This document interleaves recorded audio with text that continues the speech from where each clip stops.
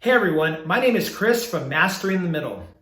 And in this video, I'm going to be counting down the top 10 classroom management mistakes that middle school teachers make.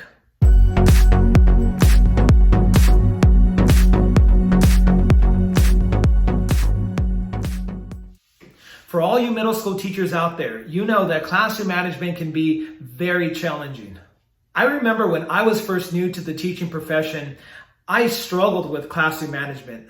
My first year of teaching was very challenging in regards to classroom management. I definitely had a difficult time trying to manage all the different personalities in my classroom and to be able to get my students to follow through with the classroom expectations that I try to set forth at the beginning of the year. Now that I'm going into my 11th year of teaching, I've been able to look back and reflect on a lot of those mistakes I made in regards to classroom management early in my teaching career and improve upon those mistakes to turn my weaknesses in classroom management into strengths. Now, without further ado, let's get right into the countdown. Mistake number 10, being afraid to ask for classroom management advice from other colleagues. Now, we as teachers can be very prideful sometimes about what goes on in our classrooms. We want to feel that we can control our classrooms and that we don't need any help with classroom management. Now, I have to say that cannot be further from the truth. It doesn't matter whether you're a brand new teacher to the teaching profession or somebody with, like myself, with over 10 years of experience, or even someone with over 20 years of experience. At one point in time in our teaching careers, we all have struggled with classroom management.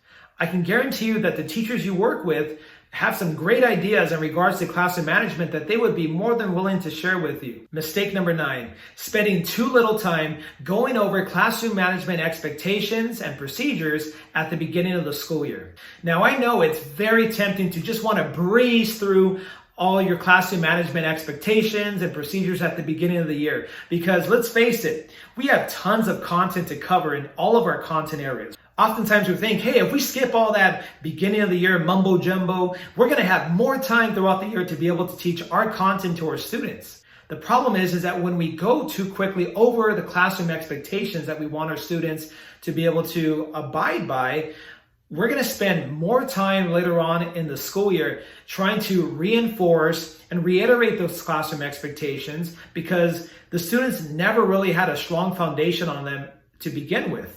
If you reinforce those classroom expectations and procedures at the beginning of the year, your classroom is going to run like clockwork for the rest of the school year. And hey, who wouldn't want that? Mistake number 8. Getting into power struggles with students. Now, this is a mistake that I made often early on in my teaching career. A power struggle is basically when a student wants to have a negative interaction with you in front of the entire class. When that student wants to have a power struggle with you, it's simply because they want the attention from their classmates. As soon as you begin to get into a power struggle with the student in front of the entire class, and that student's mind, they've already won. They were able to get the attention from the class, and most importantly, they were able to get you upset. What I've learned is to take a deep breath, collect myself, and to pull that student aside from the class so that the students don't see you having that conversation or that dialogue with that student who's trying to engage with you in that power struggle. 9 times out of 10, when you pull that student away from the rest of the class and talk to them individually, that power struggle usually disappears. Mistake number 7, not establishing connections with students. This results when we're only focused on teaching our curriculum, which there's nothing wrong with that. We want to be able to teach our curriculum, but we also want to have our students to be able to absorb the curriculum that we're teaching them. The more that our students feel that we care about them, the more that they're going to want to abide by our classroom expectations and to do the work that we're assigning them in our classrooms. That connection piece is extremely important. Now, that can look different from teacher to teacher. Some teachers, it comes very naturally to connect with their students. Other teachers like myself, it does not come as naturally. However, we should always try to make it a point to be able to connect with our students in some way, shape, or form so that they know that we care about them. Mistake number 6, punishing the entire class for just a few students' mistakes. I'm going to raise my hand here and say that this is a mistake that I struggled with quite a bit during my first few years of teaching. Punishing the entire class for the mistakes of a few students or a student might seem like a good idea at the time, but when you continue to do that, you begin to erode the classroom culture in the classroom. When your classroom culture is negatively affected, it's very difficult to fix that. Mistake number 5, empty threats. We've all been there at some point in time where we issue a consequence to our students that we know full well that we're not going to be able to follow through with. But we say it because we think that giving that consequence or saying that we're going to give that student that consequence is going to make things better. Now, there's nothing wrong with giving a consequence. That's what we're supposed to be doing when a student doesn't follow our classroom expectations. The problem is not following through with the consequence. That's where the problem lies. When you don't follow through with consequences in your classroom, your students begin to receive mixed messages from you. Students are very observant. So even if they see a classmate's not following one of your classroom expectations and you don't follow through with that consequence, they're going to act upon that. They're going to see that and think, well, if they didn't get in trouble, then I probably won't get in trouble either. And it just becomes a domino effect in a negative way. Mistake number 4, lack of consistency. Consistency and classroom management go hand in hand. If one day in your classroom, you're super lax with your classroom management techniques and you're just kind of letting the students do whatever it is they want, but then the next day you're like, you know what, I'm not going to let that happen anymore. I'm going to be really strict. And then you're super strict that day.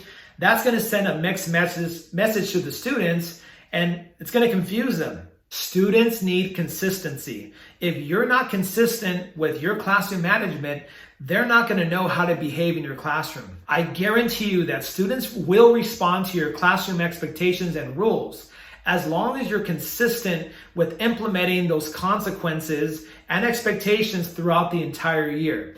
It isn't just something that you do at the beginning of the year or do when there's begin to become these little flare-ups of behavioral issues happening in your class.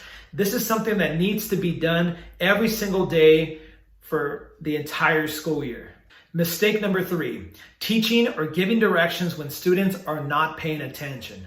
This happens when the teacher is speaking, but the students are trying to talk over the teacher or just being off task in general. When you let the students talk over you, you're basically telling them that, hey, it's okay to talk over me. This can create a huge problem with students not respecting what you have to say. The minute that one student feels they don't need to listen to you, then that will eventually cause other students to follow suit. Mistake number 2, trying to be the student's friend. Now, this is a common mistake made by first-year teachers. However, it's not just first-year teachers that make this mistake. There are many teachers in the teaching profession that try to be the students' friends because they feel that, hey, I need to make connections with the students, so I'm going to try to interact with them on more of like a peer-to-peer level. Trying to be the student's friend will always backfire. When this happens, the students won't listen to you or respect you, and eventually your words will begin to become weakened. I'll tell you this, the students, they don't need a friend. They need a teacher. They need someone that they can look up to. They need somebody who cares for them and can provide stability and structure. Mistake number 1, not having a proper classroom management plan in place in your classroom. A classroom management plan is a plan that you have in place before the school year ever begins that contains information in regards to how are you going to deal with students that are not doing what you ask them to do? What are those consequences going to be, etc. That classroom management plan is the foundation for how your class runs. The more detailed and realistic your classroom management plan is, the more you're going to be willing to stick to that plan. You can have tons of content knowledge and expertise in your content area, but if you cannot manage the students in your classroom, all of that knowledge and content expertise is going to go to waste. To recap, classroom management at the middle school level can be very difficult. It took me several years to finally be able to gain a firm grasp on classroom management and to find a style that worked best for me. Even to this day, I'm always still refining my classroom management style. In future videos, I will be going over all of these classroom management mistakes that were mentioned in this video, in addition to detailed solutions as to how I combat these challenges in my classroom. Which classroom management mistake from my list do you currently struggle with or used to struggle with? Let me know your answers in the comments below. Don't forget to like and subscribe and hit the bell notification to be notified of any future videos that I put out on this channel. Take care. See you in the next video.